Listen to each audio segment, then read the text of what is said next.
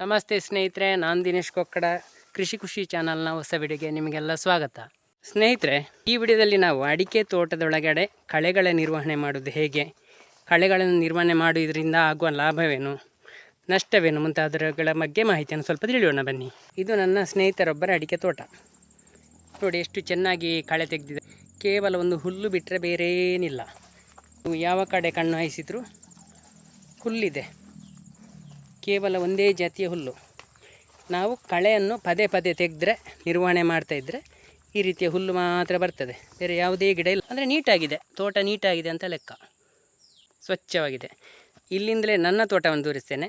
ಇಲ್ಲಿಂದಲೇ ನನ್ನ ತೋಟ ಪ್ರಾರಂಭ ಆಗ್ತದೆ. ಎಷ್ಟು ಚೆನ್ನಾಗಿ ಡಿವೈಡ್ ಆಗಿದೆ ಅಂತ ನೋಡಿ. ನನ್ನ ತೋಟದಲ್ಲಿ ಫುಲ್ಲು ಕಳೆ ಬೆಳೆದಿದೆ. ಹೇಗೆ ಕಾಣ್ತಿದೆ, ಕಳೆಯ ರಾಶಿ ಕಾಣ್ತಾ ಇದೆ. ಇದು ನಾನು ಕಳೆಯನ್ನು ತೆಗೆಯದೆ ಹಾಗೆ ಬಿಟ್ಟು ನಿರ್ವಹಣೆ ಮಾಡದೆ ಬಿಟ್ಟದ್ರದ ಪರಿಣಾಮ.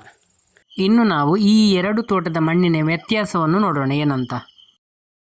ಇಲ್ಲಿ ಮಣ್ಣು ನೋಡಿ ಎಷ್ಟು ಗಟ್ಟಿಯಾಗಿದೆ ಅಂತ. ಇಲ್ಲಿ ಯಾವುದೇ ರೀತಿಯ ಗೊಬ್ಬರದ ರೀತಿ ಇಲ್ಲ, ಎಲ್ಲ ಕಡೆನೂ ಗಟ್ಟಿಯಾಗಿದೆ ನೋಡಿ. ಮಣ್ಣು ಫುಲ್ಲು ಗಟ್ಟಿಯಾಗಿದೆ, ಒಂದು ಸ್ವಲ್ಪನೂ ಮಣ್ಣು ಬರ್ತಾ ಇಲ್ಲ ಕೈಯಲ್ಲಿ ತೆಗಿಲಿಕ್ಕೆ. ಅಷ್ಟೇ ಅಲ್ಲದೆ ನೀವು ಯಾವ ಕಡೆ ನೋಡಿದ್ರೂ ಒಂದು ಎರೆಹುಳದ ಒಂದೇ ಒಂದು ಹಿಕ್ಕೆ ಕಾಣುವುದಿಲ್ಲ ನೋಡಿ ಸ್ನೇಹಿತರೆ. ಇದರಲ್ಲಿ ಜೀವಾಣುಗಳು, ಜೈವಿಕ ಯಾವುದೇ ಇಲ್ಲ. ಯಾಕಂತ ಹೇಳಿದರೆ ನೇರವಾಗಿ ಬಿಸಿಲು ಬೀಳ್ತಾ ಉಂಟು ಭೂಮಿಗೆ. ಈ ಬಿಸಿಲು ಬೀಳುವಾಗ ಭೂಮಿಯ ಮೇಲ್ಮಣ್ಣಿನಲ್ಲಿರುವಂತಹ ಜೀವಾಣುಗಳು, ಎರೆಹುಳದ ಮರಿಗಳು ಎಲ್ಲ ಸತ್ತೋಗ್ತದೆ. ಅಷ್ಟೇ ಅಲ್ಲದೆ ಇದಕ್ಕೆ ಹಾಕುವಂತಹ ಗೊಬ್ಬರ ಕೂಡ ಈ ಸೋಗೆಗೆ, ಅಡಿಕೆ ಸೋಗೆಗೆ ನೀರು ಬೀಳ್ತದೆ ನೋಡಿ ಮಳೆಗಾಲದಲ್ಲಿ. ಇದು ಈ ಸೋಗೆಯ ಮುಖಾಂತರ ಮಣ್ಣಿಗೆ ರಭಸವಾಗಿ ಬೀಳ್ತದೆ.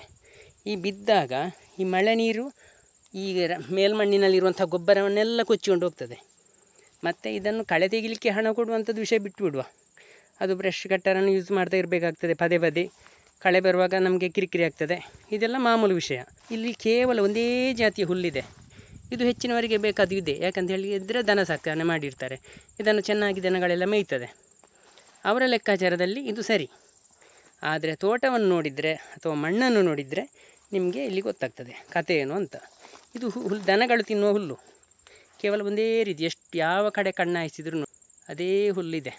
ಕಳೆಯನ್ನು ತೆಗೀತಾ ಇರೋದ್ರಿಂದ ಇಲ್ಲಿ ನೋಡಿ ಎಲ್ಲ ಕಡೆ ಮಣ್ಣು ಕಾಣ್ತದೆ ನೋಡಿ.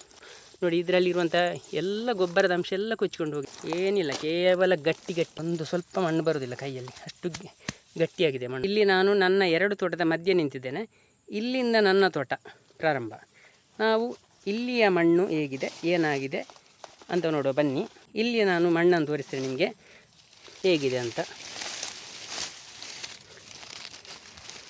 ಹೇಗಿದೆ ಅಂತ ನೋಡಿ. ಎಷ್ಟೊಂದು ರೀತಿ, ಇದು ಏನಂತಲೇ ಗೊತ್ತಾಗೋದಿಲ್ಲ, ಅಷ್ಟು ರೀತಿಯ ಗೊಬ್ಬರ ಅಂತ ರಚನೆ. ಎಷ್ಟು ಜೀವಿಗಳ ಮೊಟ್ಟೆ ಮತ್ತು ಎರೆಹುಳದ ಹಿಕ್ಕೆನು.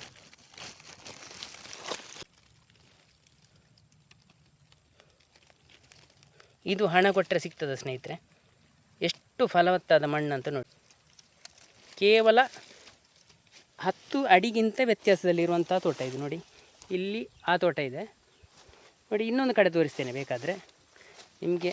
ಇಲ್ಲಿ ತೋರಿಸ್ತೇನೆ.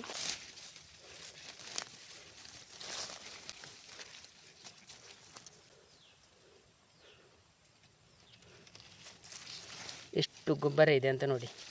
ಯಾವುದೇ ಒಂದು ರೀತಿಯ ಕಳೆ ತೆಗೆಯೋದರಿಂದ ಇಂತಹ ರಚನೆ ಬಂದಿದೆ. ವ್ಯತ್ಯಾಸ ನೋಡಬಹುದು. ಕೇವಲ 10 ಅಡಿಗಿಂತ ವ್ಯತ್ಯಾಸ. 10 ಅಡಿ ಗಿಡದ ದೂರದಲ್ಲಿ ಈ ಅಡಿಕೆ ತೋಟ ಇದೆ, ಇಲ್ಲಿ ನನ್ನ ತೋಟ ಇದೆ. ನೀವು ಯಾವ ಜಾಗವನ್ನು ತೋರಿಸಬೇಕಾದ್ರೆ ಅಲ್ಲಿ ಈ ರೀತಿಯ ರಚನೆ ಇದೆ. ಇನ್ನೊಂದು ಕಡೆ ತೋರಿಸ್ತೇನೆ ನಾನು. ಹೇಳಲಿಕ್ಕಿಲ್ಲ ಎಷ್ಟು ದಪ್ಪದಲ್ಲಿ ಗೊಬ್ಬರ ಇದೆ ಅಂತ. ಕೇವಲ ಕಳೆ ಬೆಳೆಸಿದ್ರಿಂದ ಇಲ್ಲಿ ನೈಸರ್ಗಿಕವಾಗಿ ಗೊಬ್ಬರ ರಚನೆ ಆಗಿದೆ ಸ್ನೇಹಿತರೆ. ಹಾಗಾಗಿ ನಮ್ಮ ಅಡಿಕೆ ತೋಟಕ್ಕೆ ಯಾವುದೇ 1 ರೂಪಾಯಿ ಖರ್ಚು ಮಾಡದೆ ನಮ್ಮ ತೋಟ ಆರೋಗ್ಯಪೂರ್ಣ ತೋಟ ಆಗ್ತಾ ಇರ್ತದೆ. ಇಲ್ಲಿ ನಾನು 2 ವಿಧದಲ್ಲಿ ಕಳೆ ಬೆಳೆಸಿದ್ದೇನೆ. ಇಲ್ಲಿ ಈ ಭಾಗದಲ್ಲಿ ಕೇವಲ ವೆಲ್ವೆಟ್ ಬೀನ್ಸ್ ಅಂತ ಹೇಳುವಂಥ ಕಳೆಯನ್ನು, ಅದೊಂದು ಅಲಸಂಡೆ ಜಾತಿಯ ಬಳ್ಳಿ, ಒಳ್ಳೆಯ ಗೊಬ್ಬರವನ್ನು ಕೊಡ್ತದೆ ಅಡಿಕೆ ತೋಟಕ್ಕೆ, ಮತ್ತು ನೀರು ಆವಿಯಾಗುವುದನ್ನು ತಪ್ಪಿಸ್ತದೆ. ನಾವು ಕಳೆ ತೆಗೆದ್ರೆ ನೀರು ಸಹ ನಿಲ್ಲುವುದಿಲ್ಲ ಭೂಮಿಯಲ್ಲಿ, ಆವಿಯಾಗಿ ಹೋಗ್ತದೆ ಬೇಸಿಗೆಗಾಲದಲ್ಲಿ. ಮಳೆಗಾಲದಲ್ಲಿ ಕಳೆ ತೆಗೆದ್ರೆ ಜೀವಾಣುಗಳು, ಜೀವಿಕೆ ಎಲ್ಲ ನಾಶ ಆಗ್ತದೆ. ಬೇಸಿಗೆಗಾಲದಲ್ಲಿ ಬಿಸಿಲು ಬಿದ್ದಾಗ ಎರೆಹುಳ ಎಲ್ಲ ನಾಶ ಆಗ್ತದೆ. ಇದೆಲ್ಲ ನಾವು ಕಳೆಯನ್ನು ತೆಗೆದ್ರೆ ಆಗುವಂತಹ ಸಮಸ್ಯೆಗಳು. ಇಲ್ಲಿ ಮಳೆಯ ನೀರು ಎಷ್ಟೇ ರಭಸೆಯಲ್ಲಿ ಭೂಮಿಗೆ ಬೀಳಲಿ, ಯಾವುದೇ ಸಮಸ್ಯೆ ಆಗೋದಿಲ್ಲ. ಎಲ್ಲಿಯಾದರೂ ನಾವು ಜಾರಿ ಬಿದ್ದರೂ ಕೂಡ ಇಲ್ಲಿ ಹಾಸಿಗೆ ಮೇಲೆ ಬಿದ್ದ ಹಾಗೆ ಆಗ್ತದೆ ಸ್ನೇಹಿತರೆ, ಯಾವುದೇ ನಮಗೆ ನೋವು ಆಗೋದಿಲ್ಲ, ಅಷ್ಟು ಸ್ಮೂತಾಗಿದೆ ಮಣ್ಣು. ಮತ್ತು ನೋಡಿ ಗಿಡಗಳನ್ನೆಲ್ಲ ನೋಡಿ ಎಷ್ಟು ಚೆಂದ ಬಂದಿದೆ ಅಂತ ನೋಡಿ. ಇದು ಜಾಯಿಕಾಯಿ ಗಿಡ, ಇದರ ಬಗ್ಗೆ ಇನ್ನೊಮ್ಮೆ ಮಾಹಿತಿ ಕೊಡ್ತೇನೆ ನಾನು. ಯಾವುದೇ ಗೊಬ್ಬರ ಹಾಕದಿದ್ರೂ ಕೂಡ ತುಂಬ ಚೆಂದ ಬಂದಿದೆ ಜಾಯಿಕಾಯಿ ಗಿಡಗಳೆಲ್ಲ. ಅಡಿಕೆ ಗಿಡನೂ ಕೂಡ ಹಾಗೆಯೇ, ಇಲ್ಲಿ ಗೊಬ್ಬರದ ರಾಶಿ ರಾಶಿ ಇದೆ, ಯಾವುದೇ ಹಣ ಖರ್ಚು ಮಾಡಿದೆ. ನೋಡಿ ಸ್ನೇಹಿತರೆ, ಈ ಭಾಗದಲ್ಲಿ ನಾನು ವೆಲ್ಲೋಟ್ ಬೀನ್ಸ್ ಹಾಕಿಲ್ಲ. ಇಲ್ಲಿ ಬೇರೆ ಬೇರೆ ರೀತಿಯ ಕಳೆ ಇದೆ. ಇಲ್ಲಿ ಹಳದಿ ಹೂವಿನ ಗಿಡ ಇದೆ, ಕೂಡಲೇ ಇಲ್ಲಿ ಚೇಂಜ್ ಆಗ್ತದೆ ನೋಡಿ. ಇಲ್ಲಿ ಒಂದು ರೀತಿಯ ಹುಲ್ಲು, ಇಲ್ಲಿ ಹಳದಿ ಹೂವೇ ಇಲ್ಲ, ಇಲ್ಲಿಂದ ಇಲ್ಲಿಗೆ ಚೇಂಜ್ ಆಗಿ ಪುನಃ ಈ ಜಾಗದಲ್ಲಿ ಇದೊಂದು ರೀತಿಯ ಗಿಡ, ಕಳೆ ಗಿಡ. ಒಂದು 100 ವೆರೈಟಿಯ ಗಿಡಗಳಂತ ಇರ್ಬೋದು ಅಂತ ಹೇಳ್ಬೋದು. ಪಾಜೋ ಅಂತ ಹೇಳ್ತಾರೆ. ಇದೊಂದು ರೀತಿಯ ಅಂಜೂರದ ಜಾತಿಯ ಕಳೆ. ಇದರ ಎಲೆಗಳನ್ನು ನೋಡಿ, ತುಂಬ ಒಳ್ಳೆ ಗೊಬ್ಬರ ಕೊಡ್ತದೆ ನೋಡಿ. ಈ ಕಡೆ ಎಲ್ಲ ಅದೇ ಇದೆ, ಪಾಜೋ ಅಂತ. ಇದು ಕೂಡ ಒಂದು ಒಳ್ಳೆಯ ಕಳೆ. ಹೇಗಿದೆ ಅಂತ ಮಣ್ಣು ನೋಡಿ, ಎಷ್ಟು ಚೆಂದ ಕೈಯಲ್ಲಿ ಬರ್ತದೆ ಅಂತ ನೋಡಿ. ಇಲ್ಲಿ ವೆಲ್ವೆಟ್ ಬೀನ್ಸ್ ಇಲ್ಲ, ವಿವಿಧ ರೀತಿಯ ಕಳೆಗಳನ್ನು ಮಾತ್ರ, ಒಂದೇ ಜಾತಿಯ ಕಳೆ ನಾವು ಬರಬಾರ್ದು. ಇದೊಂದು ರೀತಿಯ ಗಿಡ, ಇದು ಅದೇ ಹೇಳಿದ್ದು ಪಾಜೋ ಅಂತ. ಇಲ್ಲಿ ಇದೊಂದು ಜಾತಿಯ ಗಿಡ, ಈ ಕೊಕ್ಕೋ ಹಾಕಿದ್ದೇನೆ. ಆಮೇಲೆ ಇಲ್ಲಿ ನೋಡಿ ಬಾಳೆ ಇದೆ, ಇಲ್ಲಿ ಒಂದು ರೀತಿಯ ಕಳೆ. ವಿಧ ವಿಧವಾದ ಕಳೆಗಳನ್ನು ಬೆಳೆಸಿದರೆ ಎರೆಹುಳಗಳು ಕೂಡ, ಅದಕ್ಕೂ ಕೂಡ ರಸಭರಿತವಾದ ಆಹಾರ ಸಿಗ್ತದೆ. ಎರೆಹುಳಗಳು ಕೂಡ ಒಳ್ಳೆಯ ಹಾವಿನಾಗೆ ಬೆಳೀತದೆ. ಅದು ಗೊಬ್ಬರ ಕೂಡ ಹಾಗೇ ಇರ್ತದೆ ಸ್ನೇಹಿತರೆ. ನಾವು ಅಂದ್ಕೊಂಡದ್ದು ಕೇವಲ ಎರೆಹುಳ ಅಂತ, ಎರೆಹುಳ ಮಾತ್ರ ಅಲ್ಲ ನೋಡಿ. ಬಾಳೆ ಗಿಡ ನೋಡಿ ಎಷ್ಟು ದಪ್ಪಾಗಿ ಬರಿ. ಇದು ನಮ್ಮ ತೋಟಕ್ಕೆ ಬೇಕಾದಷ್ಟು ಪೊಟ್ಯಾಷಿಯಂ ಒದಗಿಸಿಕೊಡ್ತದೆ. ಹೇಗಿದೆ ಅಂತ ನೋಡಿ, ಇಲ್ಲಿ ಪೊಟ್ಯಾಷಿಗೆ ಹೇಳಿ ಮಾಡಿಸಿದಂಥದ್ದು ಬಾಳೆ. ಇಲ್ಲಿ ಇದು ನುಗ್ಗೆ ಗಿಡ. ಮಳೆಗಾಲದಲ್ಲಿ ಸ್ವಲ್ಪ ಚಿಗುರುದು ಕಡಿಮೆ, ಇನ್ನು ಬೇಸಿಗೆಗಾಲದಲ್ಲಿ ಒಳ್ಳೆ ಚಿಗುರು ಬಂದು ಒಳ್ಳೆ ಇದರದ್ದು ಎಲೆ, ಈ ನುಗ್ಗೆ ಗಿಡದ ಎಲೆ ಕೂಡ ಒಳ್ಳೆಯ ಪೊಟ್ಯಾಷಿಯಂ ಕೊಡ್ತದೆ ಭೂಮಿಗೆ. ನನ್ನ ಭೂಮಿಯಲ್ಲಿ ಮಣ್ಣಿನಲ್ಲಿ ಪೊಟ್ಯಾಷಿಯಂ ಅಂಶದ ಕೊರತೆಯೇ ಇಲ್ಲ, ಯಾವುದೇ ಗೊಬ್ಬರ ಹಾಕದಿದ್ದರು. ನೋಡಿ ಈ ಜಾಗದಲ್ಲಿ ನೋಡಿ, ಒಂದು ಹ್ಯೂಮಸ್ ನೋಡಿ ಹೇಗಿದೆ ಅಂತ ನೋಡಿ. ನೋಡಿ ಎಷ್ಟು ನೋಡಿ ಗೊಬ್ಬರ, ಇದು ಯಾವುದೇ ಹಣ ಹಾಕದೆ ನಾವು ಮಾಡಿದಂಥ ಗೊಬ್ಬರ.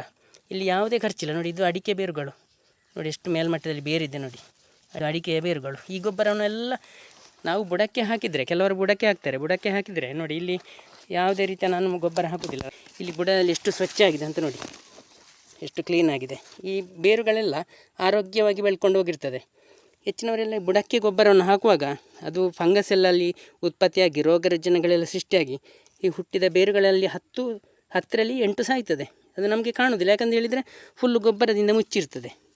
ನಾವು ಗೊಬ್ಬರ ಹಾಕುವುದಿದ್ರೂ ಸ್ವಲ್ಪ ದೂರಕ್ಕೆ 4 ಅಡಿಕೆ ಮರದ ಬುಡಕ್ಕೆ ಹಾಕಿದರೆ ಮರಗಳು ಕೂಡ ಒಳ್ಳೆಯ ಆರೋಗ್ಯದಲ್ಲಿ ಇರ್ತದೆ. ಎಷ್ಟು ದೊಡ್ಡ ಅಡಿಕೆ ಸೈಜು ನೋಡಿ, ನನ್ನ ಅಡಿಕೆ ನೋಡಿ ಎಷ್ಟು ಸೈಜ್ ಇದೆ ಅಂತ, ಎಷ್ಟು ದಪ್ಪನಾಗಿದೆ ಅಂತ. ಕೆಲವರು ಅಂದ್ಕೊಳ್ತಾರೆ ಕಳೆ ಇದ್ದರೆ ಹೆಕ್ಕುವುದೇಕೆ ಅಂತ. ಇದನ್ನು ಹೆಕ್ಕಲಿಕ್ಕೆ ಆಗೋದಿಲ್ವ? ಕಳೆನೂ ಇದೆ, ಅಡಿಕೆನೂ ಕಾಣ್ತದೆ ನೋಡಿ, ಎಷ್ಟು ಚೆನ್ನಾಗಿ ಅಡಿಕೆ ಕಾಣ್ತದೆ ನೋಡಿ. ನಾವು ಒಳ್ಳೆಯ ಅಡಿಗೆ ಮಾಡ್ತೇವೆ ಅಂತ ಇಟ್ಕೊಳ್ಳುವ, ಅದರ ಬಿಸಿಗೆ ನಾವು ಹೆದರ್ತೇವೆ. ಅಡಿಗೆ ಮಾಡುವುದು ಅಲ್ವ ಮುಖ್ಯ, ರುಚಿ ರುಚಿಯಾದ ಅಡಿಗೆ ಮಾಡುವುದು ಮುಖ್ಯ. ಇಲ್ಲಿ ನಮಗೆ ಅಡಿಕೆ ಆಗುವುದು ಮುಖ್ಯ. ಅಡಿಕೆ ಅದನ್ನು ಹೆಕ್ಕುವುದು ಹೇಗಾದರೂ ಹೆಕ್ಕುವ, ನಾವು ಹಣ ಸಿಗುವುದಿಲ್ವ, ಧರ್ಮಕ್ಕೆ ಅಡಿಕೆ ಹೆಕ್ಕುವುದಾ? ಹಾಗೆಯೇ ಬಿಸಿ ಬಿಸಿಯಾಗಿ ರುಚಿ ರುಚಿಯಾಗಿ ಅಡಿಗೆ ಮಾಡಿದರೆ ಅದರ ಬಿಸಿಗೆ ಉಣ್ಣದಿರ್ತಾರೆ. ಇದು ಹಾಗೆ ಆಯಿತು ಕೆಲವರ ಬೊಬ್ಬೆ. ಏನಂತ ಹೇಳಿದರೆ ಕಳೆ ಇದ್ದರೆ ಅಡಿಕೆ ಹೆಕ್ಕುವುದು ಹೇಗೆ ಅಂತ. ಅಲ್ಲಿ ಅಡಿಕೆ ಆಗಲಿ ನಮಗೆ ಮೊದಲು, ಆಮೇಲೆ ಅಡಿಕೆ ಹೆಕ್ಕುವ. ಅದು ಬಿದ್ದುಕೊಂಡು ಬೇಕಾದರೆ ಅಲ್ಲೇ ಬಿದ್ದುಕೊಂಡು ಹೆಕ್ಕಬಹುದು, ಯಾಕಂದರೆ ಅಷ್ಟು ರೇಟ್ ಇದೆ ಈಗ ಅಡಿಕೆಗೆ. ಅಡಿಕೆನೇ ಇಲ್ಲದಿದ್ದರೆ. ಹಾಗೆಯೇ ಸ್ನೇಹಿತರೆ, ಕೃಷಿ ಅಂತ ಹೇಳೋದು ತುಂಬ ಕಷ್ಟ ಏನಿಲ್ಲ. ಸ್ವಲ್ಪ ಮಾಹಿತಿಯನ್ನು ತಿಳ್ಕೊಂಡು ಕೃಷಿಯನ್ನು ಮಾಡಿದರೆ ನೋಡಿ, ಬೇರೆ ಬೇರೆ ರೀತಿ ಗಿಡಗಳನ್ನು ನೆಡಬೇಕು. ಕೊಕ್ಕೋ ಗಿಡ ನೋಡಿ, ಇದರ ಎಲೆಗಳು, ಇದು ನಾನು ಕೊಕ್ಕೋಗದ ಉದ್ದೇಶಕ್ಕಾಗಿ ಅಲ್ಲ, ಇದರ ಎಲೆ ಕೂಡ ಒಳ್ಳೆಯ ಗೊಬ್ಬರ ಆಗಿ ನಮ್ಮ ಭೂಮಿಗೆ ಸಿಗ್ತದೆ. ವೆರೈಟಿ ಎಲೆಗಳೆಲ್ಲ ಬಿದ್ದರೆ ನಮ್ಮ ಭೂಮಿಗೆ ಬೇಕಾಗುವಂಥ ಎಲ್ಲ ರೀತಿಯ ಪೋಷಕಾಂಶಗಳು, ಸಾರಜನಕ, ರಂಜಕ, ಪೊಟ್ಯಾಷ್ ಎಲ್ಲ ಸಿಗ್ತದೆ ನೋಡಿ. ನುಗ್ಗೆ ಗಿಡ, ಸೊಪ್ಪು ಗಿಡ ನೋಡಿ ಸ್ನೇಹಿತರೆ. ನೋಡಿ ಇಲ್ಲಿ ಕಾಫಿ ಗಿಡ ನೆಟ್ಟಿದ್ದೇನೆ, ಆದರೆ ನಿಮಗೆ ಹುಲ್ಲು ಕಾಣಲಿಕ್ಕೆ ಸಿಗ್ತದೆ ನೋಡಿ. ನನ್ನ ಸ್ನೇಹಿತನ ತೋಟದಲ್ಲಿ ನೋಡಿದಿರಲ್ಲ ನೀವು, ಪದೇ ಪದೇ ಕಳೆ ತೆಗೆದ್ರೆ ಬರುವುದು ಹುಲ್ಲು. ನಾವು ಕಳೆಯನ್ನು ಬೇಕಾದಾಗ ಮಾತ್ರ ತೆಗೆದ್ರೆ ಇಂಥ ವಿಧ ವಿಧವಾದ ಹುಲ್ಲುಗಳೆಲ್ಲ, ಗಿಡಗಳೆಲ್ಲ ಸೃಷ್ಟಿಯಾಗ್ತದೆ. ಪರಿಸರದಲ್ಲಿ ಒಳ್ಳೆಯ ಆರೋಗ್ಯಪೂರ್ಣ ತೋಟ ಕೂಡ ಆಗ್ತದೆ. ನಮಗೂ ಒಂದು ಬೇರೆಯವರಿಗಿಂತ ಭಿನ್ನವಾಗಿದೆ ಒಂದು ಅಂತ ಹೇಳಿಕೊಳ್ಳಿಕ್ಕೂ ನಮಗೂ ಒಂದು ಖುಷಿ ಆಗ್ತದೆ ಸ್ನೇಹಿತರೆ. ವಿಡಿಯೋ ಇಷ್ಟ ಆಗಿದ್ರೆ ಲೈಕ್ ಮಾಡಿ, ಕಮೆಂಟ್ ಮಾಡಿ, ಸಬ್ಸ್ಕ್ರೈಬ್ ಮಾಡಿ, ಹಾಗೆ ಗಂಟೆ ನೋಡಿರಪ್ಪ.